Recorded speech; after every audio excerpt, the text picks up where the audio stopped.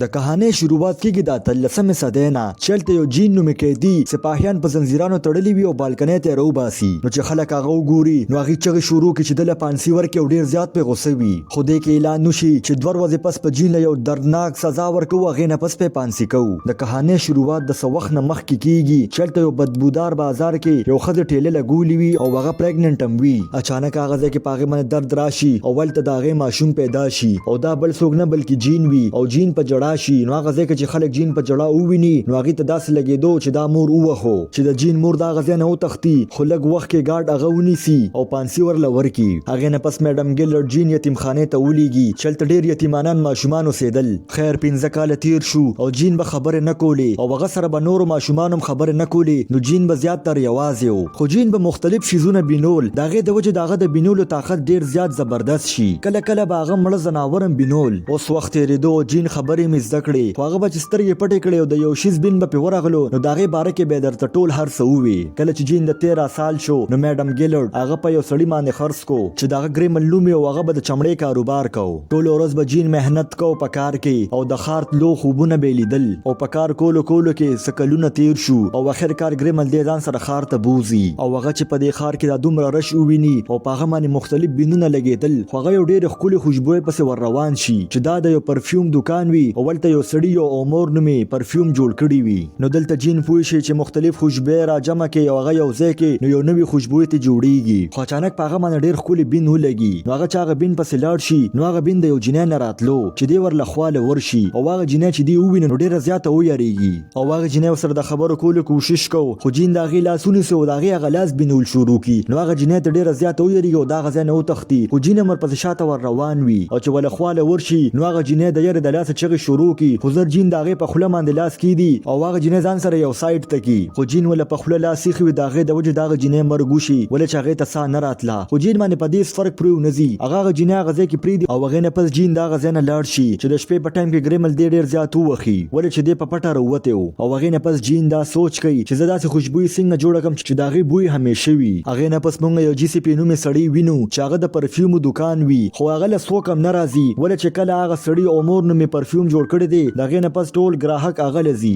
او جي سی پي دغه عمر نومې پرفیوم جوړولو کوشش وکړو خو هغه نه هغسې پرفیوم جوړ نه شو یو شپه جین د جي سی پي دکان ته څه سامان راوړي نو په هغه باندې چې دغه ځای کې مختلف خوشبویې بینونه ولګي نو هغه ډېر زیات حیرانه شي خو هغه هلته پوه شي چې جي سی پي هغه عمر نومې پرفیوم جوړول غواړي نو دلته ورته جین ډېره په اسانۍ سره ووایي چې کمې خوشبویې یو ځای کړو نو هغه عمر پرفیوم به ترې جوړ شي نو جي سی پي په ده باندې یقین نه کوو هغې نه پس جین په خپله مختلف خوشبویې میلو کړي نو جي سی پي باندې چې هغه بوی ولګي نو هغه ډېر زیات حیرانه شي او ډېر زیات غوسه شي ولې چې هغه دا وایي چې دومره بیکاره انسان څنګه زمانه ښه کیدی شي خو هغه چې بیا هغه پرفیوم بین کی نو هغه باندې دغه بین ډېر زیات ښه ولګي زر جي سی پي د ګریمل له جین په پیسو واخلي او هغې نه پس جین مختلف خوشبویې جوړول شروع کړي او زر د جي سی پي په دکان کې ډېر زیات رش شي یعنې د ده ګراهک بیا جوړ شي هغې نه پس جي سی پي جین ته وایي چې په دنیا کې 12 خوشبویې داسې دي چې هغه بالکل انمول دي او چې 14 خوشبویې میلو کړي نو د هغې بوی داسې دی چې دا خوشبویې په ذریعه باندې یو انسان بل انسان په خپل کنټرول کې کولی شي دغه ټایم کې جین ته هغه جینۍ رایاده شي چې د هغې د جسم نه خوشبویي تله نو جین جي سی پي ته وایي چې داسې خوشبو څنګه جوړه کړي چې هغه همیشه وي په سبا باندې جي سی پي 10,000 ګلابونه وخوټ کوي او د هغې نه به څنګه خوشبویي جوړی هغه جین ته وښیي نو د ډېر وخت نه پس چې هغه ګلابونه وخوټ کېږي او د هغې نه یو څاڅکې راپرېوځي او هغه بین په جین باندې ورشي نو هغه ډېر زیات خوشحاله شي هغې نه پس جین مختلفو او ډېر عجیبه شیزونه راغونډ کړي چې خپله خوشبویي جوړه کړمه او ډېر د اوسپنې سامان راوړي او اور کې یې واچوي چې د دې نه پرفیوم جوړ کړمه خو د هغې نه هغسې پرفیوم جوړ نه شي چې څنګه دغه ګلابونه جوړ شو نو هغه ډېر زیات خفه شي او په جړا شي د دې باره کې چې جي سی پي ته پته ولګي نو هغه جین ته ډېرې زیاتې خبرې وکړي او ورته دا ووایي چې د دې نه به څنګه خوشبویي جوړی نو جین د ډېر خفګان د وجې هغه هغه ځای کې بېهوشه شي او د ډېر دوایۍ نه پس هم جین ټیک نه شي او جین د جي سی پي نه تپوس وکړي چې د خوشبویۍ جوړولو یو بله طریقه شته او که نه اخر کار جي سی پي ورته د یو ټیکنیک باره کې ووایي چې د هغې انفلوریج نوم دی چې د هغې استعمال په ګراسي ښار کې کیږي نو جین چې دا خبره وورو نو هغه ډېر زیات خوشحاله شي او هغه دا فیصله وکړه چې زه به هغې ښار ته ځمه خو جي سی پي ورته وایي چې زه به دې هله پرېږدمه چې ته ماله 100 مختلف پرفیوم جوړ کړي چې جین هم زر خپل کار شروع کړي او زر ول 100 مختلف خوشبویې جوړې کړي او هغې نه پس د ګراسي ښار طرف ته روان شي او د هغې د وجې جي سی پي ډېر زیات خوشحاله وي خو بدقسمتۍ سره د شپې په ټایم کې په هغه باندې کور راپرېوځي او مړ شي او بل خوا جین د ګراسي ښار طرف ته خپل سفر جاري کړی وي خو اچانک هغه ودرېږي ولې چې په هغه باندې ډېره ښه خوشبویي ولګي او دا خوشبویي د لورا نومې جینۍ د جسم نه راتله نو نو جین ډیر زیات خوشاله شو هغه ورپسې شاته ور روان شي او په تلو تلو کې هغه د ګراسي ښار ته ومرسي او دغه جینۍ بنګلې ته ورسي. اول ته مونږ یو سړی وینو چې د هغه چې نوم وي چې هغه د لورا پلار وي. په سبا باندې هغه د پرفیوم دکان ته لاړ شو خپل کار شروع کړي او هغه ټیکنیک زده کوي چې د کم باره کې ورته جی سی پی ویلیو چې جین د یو ډروټ نومې سړي په نگرانۍ کې وي. د هغه په مطابق مختلف ګلونه به راغونډي او په یو ویکس باندې به لګي او هغه بیا خوټکي چې د هغې نه یو بهترینه خوشبويي جوړیږي. یو شپه جین یو جینۍ پسې شاته ور روان او هغه مړه کي او هغې نه پس هغه د هغې په جسم باندې انیمل ویکس ولګي یعنې د هغې نه د خوشبويي جوړولو کوشش کو او په هغه غټ باکس کې واچوي چې هغه ځای کې یو ښځه راشي او ګلونه راوړي چې جین زر هغه باکس پټ کړي. هغې نه پس چې هغه خوشبويي تیاره شي خو په هغه باندې هغه سي بوی ونه لګېدو چې کم د لورا نومې جینۍ د جسم نه هغه بوی راتلو. هغې نه پس هغه یو ځای ته لاړ شي چې هلته یو جینۍ ګیره کي او هغې نه پس هغه مړه کي او د هغې په ټول جسم باندې هغه انیمل ویکس ولګوي او څه غنټو پس هغه چې د هغې د بدن نه هغه ویکس لر کي نو اخر کار دی خوشبويي جوړه کي چې هغه د انسانانو د بدن نه جوړیږي. په سبا باندې خلکو ته دغه جینۍ لاش میلاو شو. هغې نه پس جین دغه جینۍ خوشبويي په خپل لاس باندې ولګوي چې هغه جینۍ یو سپی وي او هغه سپی جین له په منډه راځي ولې چې هغه سپي ته دا لګېدو چې دا زما مالکه ده. نو جین چې دا وګوري هغه ډېر زیات خوشحاله شي او هغه ډومبې خوشبويي په بوتل کې واچوي. او اوس د مقصد دا چې 14 بهترین خوشبويي راغونډې کما او د دې نه هغه انمول خوشبويي جوړه کما.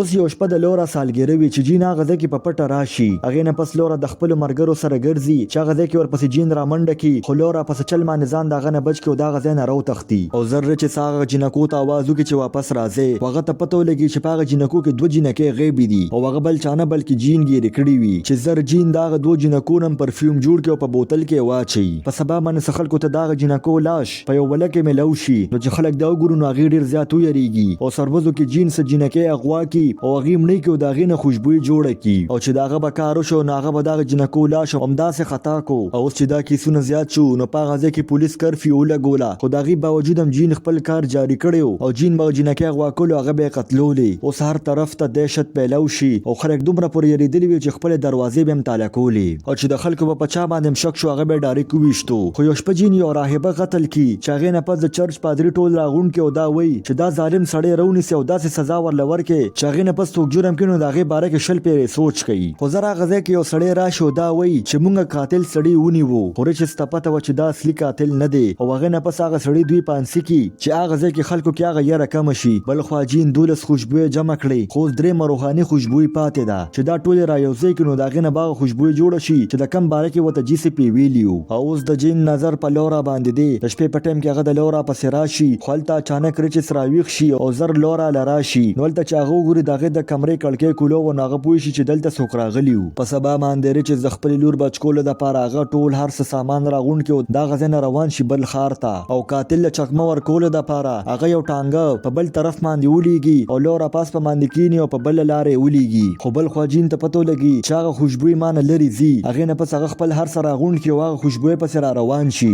بل خوا رچس هم هوټل ته راورسي او هغه د هوټل ټولې کمرې واخلي او رچس لورا په یو داسې کمره کې بنده کړي چې په هغې کې کړکۍ هم نه وي. خو بل خوا جین هم هوټل ته راورسي او د شپې په ټایم کې هغه د نوکرانو کمرې ته په پټه راشي او د رچس کمرې نه هغه چابي را واخلي او جین زر د لورا کمرې ته ورورسي او چې هغه څنګه لورا مړه کولو والا وه نو لورا په هغه ټایم راپاسي او هغه ځای کې جین لږ ودرېږي خو په سبا باندې چې رچس راشي او هغه د کمرې دروازه کولو کړي نو هغه د خپلې لور لاش وویني نو هغه د خپو نه ځمکه وتښتي. بل خوا جین د لورا نه چې کومه خوشبويي جوړه کړه هغه 14 خوشبويي برابر شو هغه چې یو ځای کې نو هغه انمول خوشبويي جوړه کړي. خو اچانک هغه ځای کې هغه باندې سپاهیان راشي او جین زر هغه خوشبويي ځان سره پټه کړي او په خپل ځان د سپاهیانو په حواله کړي او هغه له ډېره زیاته سزا ورکړي او رچس دا تپوس وکړي چې اخر زما لور ولې مړه کړه. نو جین ورته وایي چې ماته د هغې ضرورت و. اوس هغه ورځ راغله چې په کومه ورځ به جین له پانسي ورکوي او د هغه د کتو دپاره ټول د ښار خلک راغونډ شي. او اوس چې سپاهیان جین پسې راغلل نو جین دغه پرفیوم سر کولو کړي او هغې نه پس هغه په ټانګه کې کینی او هغه د پانسۍ ځای ته راولي.